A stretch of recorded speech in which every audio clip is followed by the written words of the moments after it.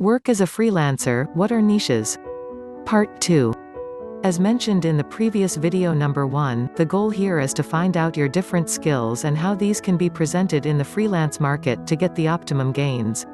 Why is freelancing so lucrative? Let's face it, because it is cheaper for companies. They have now realized that outsourcing just for their projects and requirement is much more cost-effective.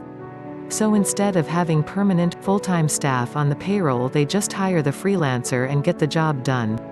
Many freelancers become extremely wealthy just because of their client base and reputation.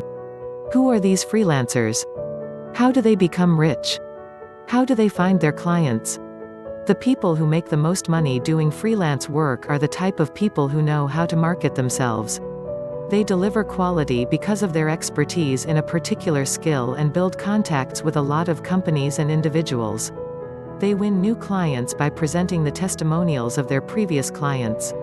Sometimes their old clients refer them to others by sharing their own experience.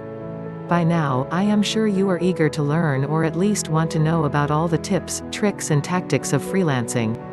All that will be presented to you soon. Now, the first thing we have to consider is the technology, because the age of typewriter is long gone. The days of waiting for a response from a client by postal service are gone. We live in a world of modern technology. Project details, quotations, and agreements can be shared anywhere in the world in a few seconds. Words can reach down thousands of people instantly. There is email now. We can do text messaging and video calls with the clients on the fly. Information is easy to find, store and send. The world is a global village now. With internet access, we can reach anybody anywhere. Many websites are now providing the platforms to clients and freelancers to interact for a nominal fee. The client submits the project and freelancers immediately respond to it with their quotes and details. Again, geographical distance is not an issue. A client in the USA can hire a freelancer from Philippines. What's my niche? In case you're not familiar with the term, a niche is a specific or distinct segment of a market. This could be a particular category of work or a target audience. Work-at-home moms, for instance, is a particular niche. There are people all over the world who market products towards mothers who make a living from home. Alternatively, there are millions of moms who work for themselves. People often say I have a pawn shop for when they're talking about a particular strength or affinity to something. So your pawn shop is the strength that you have to market, and your niche is the actual market you're going after. When it comes to freelance, there are no limits. You can do work for any niche imaginable. The most common niches to work for are digitally based industries, where the distance between clients and freelancers has no bearing and work can be submitted on the internet instead of in person. Here's a brief list of the most popular niches. Writing.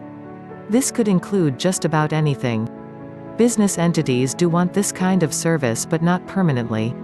So they just hire and ask a copywriter to write about their product or service or any special need.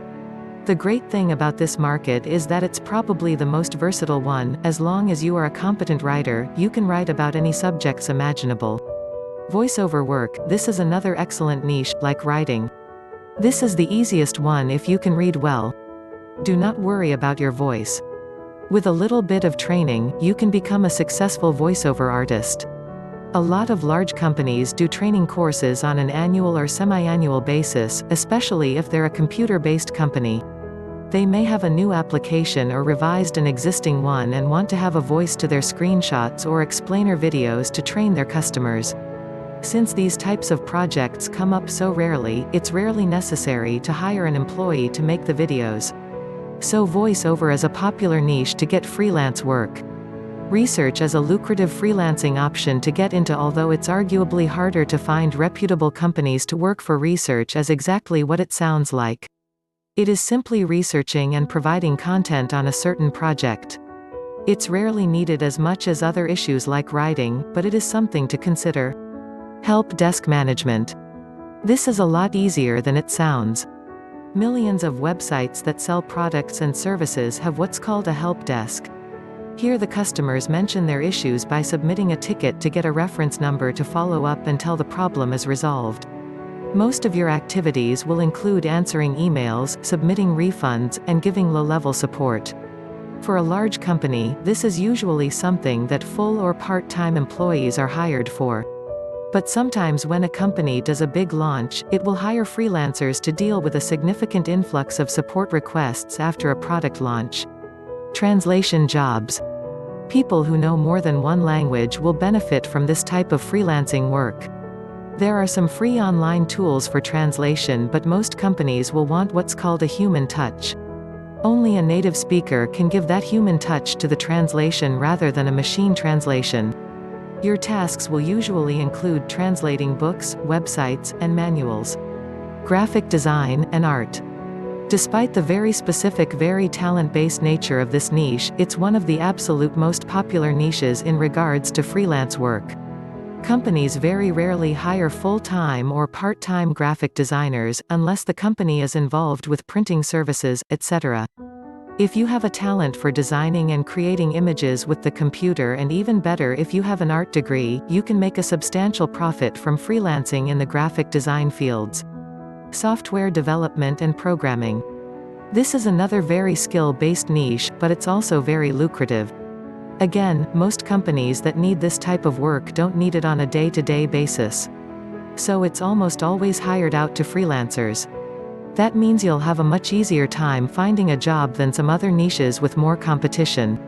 The other benefit of freelance programming is that often your clients will know absolutely nothing about programming. So if you're skilled but can't quite cut it in the professional realm of programming, you might still have a chance to build up your experience with freelance jobs. Finance and bookkeeping. You might be noticing a trend with the jobs I'm listing. The types of things freelancers do are generally things that simply aren't required all around the year but periodically. So they often hire a freelancer. It's more cost-effective than hiring an employee. The higher your education is, the better. But if you have experience with accounting, you can still do well in this field without specific training. That's just a tiny list of some of the most popular types of jobs. And even at that, it's hardly complete. The possibilities are limitless. I could probably go on for hours just with job descriptions. Instead, I'll give you a short list of some of the other types of jobs you might look into. Aside from the ones I mentioned earlier, these are the most popular and highest-paying freelance jobs: animators, computer programmers, consultants, commentary jobs, editors, copy editors, interior designers, telemarketers, translators, tutors, web designers, and many more. So as you can see, as long as you're very good at something that is a niche and a client base waiting for you to take their money. Have a plan. Anyone who ever had a prosperous and profitable career as a freelancer didn't just jump into it with their eyes closed? You don't want to just quit your day job and try to freelance or drop everything you're doing for it. You need to have a long-term plan that you can slowly execute and eventually reap the profits from. You've already got a head start because you're watching this.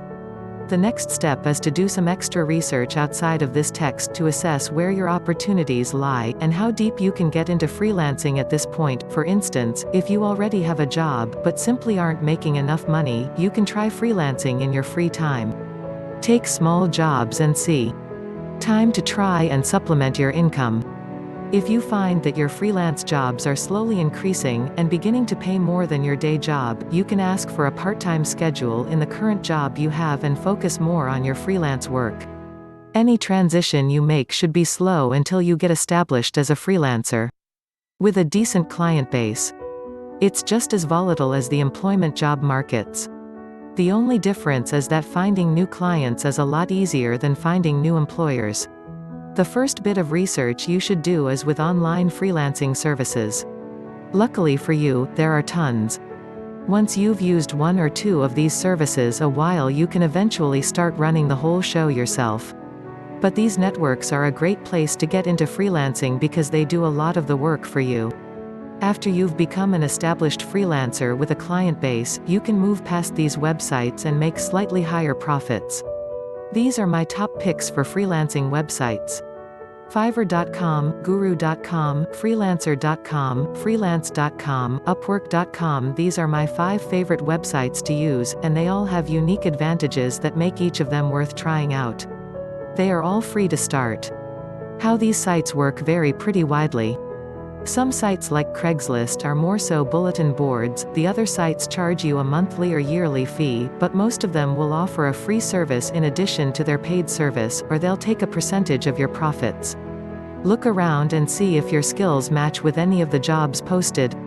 Even if you don't see many jobs requiring your skills, don't give up, it could mean that your niche is in an untapped area. If so, congratulations.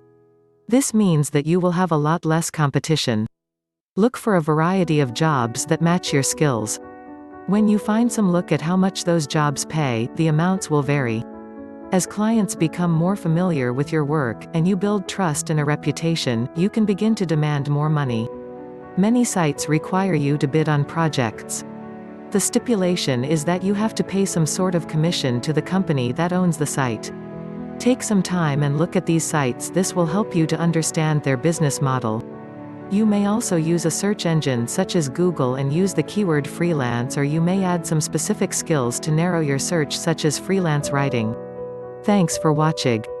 Please comment, subscribe and share. Press the bell icon for updates.